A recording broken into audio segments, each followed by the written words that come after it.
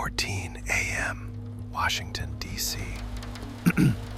A secured government system receives a login. No alarm, no forced entry, no alert of any kind. Because this wasn't a break-in. They were already inside. Minutes later, classified data starts moving.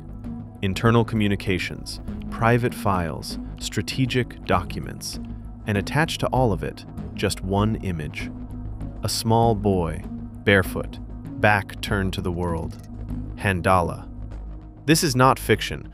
This is exactly how modern cyber warfare looks. In today's world, cyber attacks don't start with explosions. They start with silence. One email, one click, one trusted face on a login page, and suddenly, an entire system is no longer yours. By 2026, cybersecurity isn't about firewalls anymore. It's about surviving threats that are invisible and move faster than any human response. Among those threats, one name keeps appearing in intelligence briefings: Handala Hack Team. They don't ask for ransom. They don't negotiate. They leak. The name isn't random. Handala comes from a symbol created decades ago by a man who drew what others were afraid to say.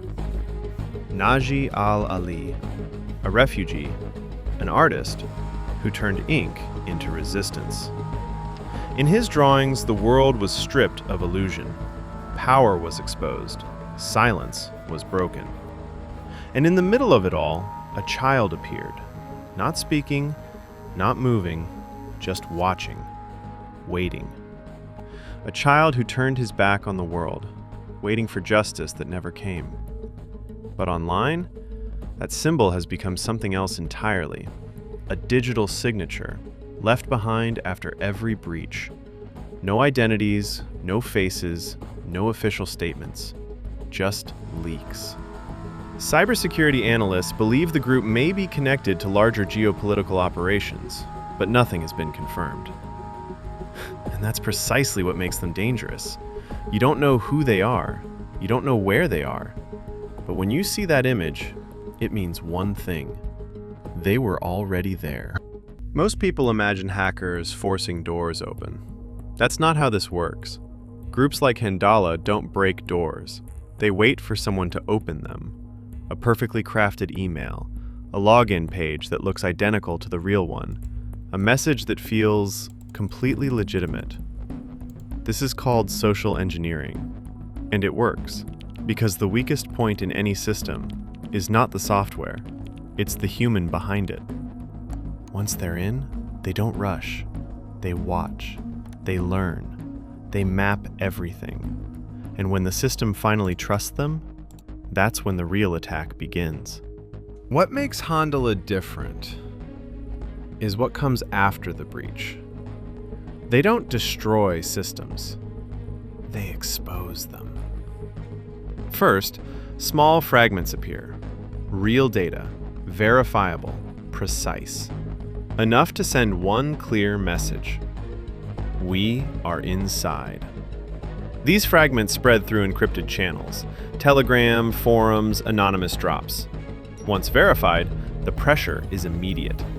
Organizations scramble, credentials get rotated, systems go dark for audit. But by then, it's already too late. Because the real damage isn't technical, it's public. And exposure cannot be undone. When incidents like this happen, the response is global and immediate. Cybersecurity teams, intelligence agencies, private firms, all racing to answer the same question: who did this? But attribution in cyber warfare is one of the hardest problems in existence. Attackers don't operate from one location. They move through layers, countries, servers, fake identities. By the time you trace one step, they are already 10 steps ahead. This is no longer just about hacking. It's about control, influence, power. Data today is worth more than money, and exposing it can be more destructive than stealing it. Cyber operations are no longer driven by financial motives alone. They are tied to geopolitical signaling, to shaping what the world knows and what it doesn't. Groups like Handala understand this completely. They don't need to shut systems down. They just need the world to see what was hidden. The image stays the same. A child, silent, facing away. No identity, no explanation, just a presence.